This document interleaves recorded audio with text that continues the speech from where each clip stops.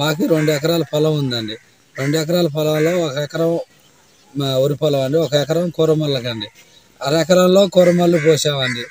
ఈ ఈ కూరమల్లు నెలలో ఇట్లా పెరుగుతాయండి. నెలలో పాలకూర కోత నెలకు వస్తాయండి. నెలకు తర్వాత మళ్ళీ మందులు కొట్టుకొని చేసుకుంటే మళ్ళీ పెరుగుతాయండి. తర్వాత మన నెక్స్ట్ ఇంకో 6 ఎకరాల్లో పోసినామండి. 6 ఎకరాలు పోసాక మళ్ళీ అవి అయిపోయినాక మళ్ళీ ఇటు అండి, ఇవి అయిపోయినాక మళ్ళీ అవి, అదే పని అండి మాకు. ఈ బిట్ అయిపోయినాక ఆతల బిట్టు పోతామండి.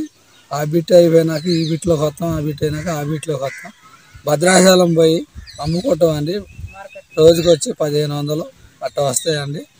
మెరిగిన కొద్ది గొప్ప కూరలు ఉంటే ఆ పల్లెటూరులో పోయి ఆ ఊర్లోకి పోయి ఈ ఊర్లోకి పోయి అమ్ముకుంటామండి. అమ్మ నాన్నలు ఇద్దరు, మేము ఒక ఇద్దరు అండి, మా పిల్లగాళ్ళు ఒక ఇద్దరు, 6గురు వచ్చి పని చేస్తామండి ఈ మల్లల్లో.